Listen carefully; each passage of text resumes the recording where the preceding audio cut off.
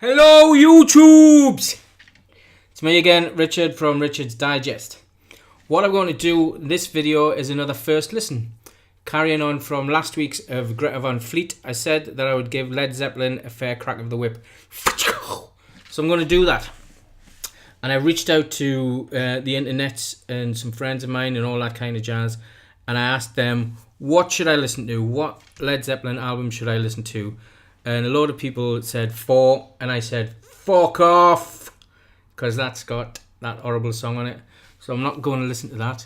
And then some other people said 1, because that's where it all began. And I said no, because that has Dazed and Confused on, which will just make me angry because they stole it from somebody else.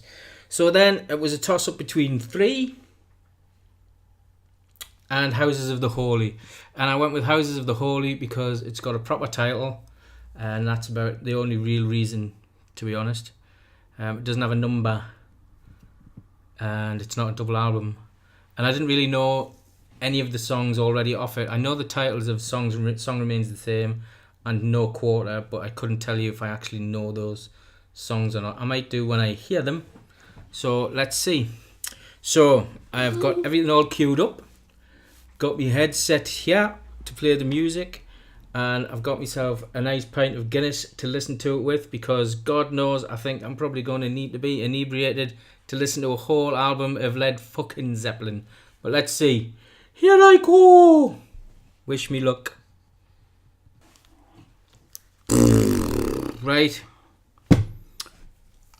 Caveat. This is not a review of this album. This is a knee-jerk instant reaction to my first ever listen to this album. I may listen to it again a few more times in the future and think it's the best album I've ever heard. I doubt it, but you never know. In fact, I doubt it because I don't think I will ever listen to this again. I was just doing some research while we were listening to it because it didn't engage me enough to focus completely on it because it was bloated and uninteresting. I better start from the beginning, right? So this is the 5th album. So maybe they were just bored and tired at this point anyway.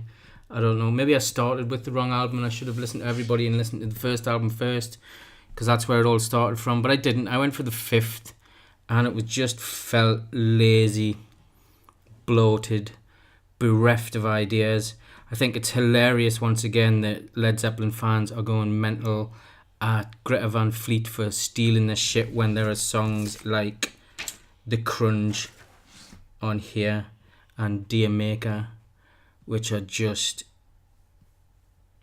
dreadful. And The Crunge is just, why did they want to be James Brown in the middle of a rock album? Why did they want to do that? Why did they want to do reggae when they're supposedly the greatest rock band in the world? Why? Makes no sense. And a review here of Rolling Stone by Gordon Fletcher of the Rolling Stone, when the album was released, said this is one of the dullest and most confusing albums I've heard this year. I can't disagree. I mean, here I am, how many years later? 46 years later. It's one of the dullest and most confusing albums I've heard this year. Okay, it's only March, but you know, still. Song Remains the Same has got a great intro, hasn't it? And then Paige starts singing. And then Rain Song. What the fuck is that? What the fuck is that? I spent the whole time just waiting for John Bonham and John Paul Jones to enter the song. They're just not there. It's boring, dull. Over the Hills, it's 12-string instrumental. 12-string intro. I was expecting some kind of 12-string stuff on his Zeppelin album, and there it was. And then it was all right. And then Robert Plant started singing. Then we have The Crunge, which I said, terrible. The mellotron and everything, which is horrible. And where is the bridge? Instead of take it to the bridge, stop it. Dancing Days, I didn't even make a comment on that. Dear Maker, didn't make a comment on that. No Quarter, which I thought might have been the one that really shook the album up a bit, is just meh. And The Ocean, again, I didn't even leave a comment on that. But the biggest problem for me, I think, is not so much the music that they make, because Song Remains the Same was good. Over the Hills was quite good. No Quarter, but it's his voice. As soon as he starts singing, it's like, what the hell is that? What? It's like squeeze, like you've run over a cat or a box of cats. It's running over a box of cats several times. I just don't get it. It means nothing to me. You might love it, and that's fair enough. I just can't. I just can't. So that's it. Led Zeppelin's Houses of the Holy.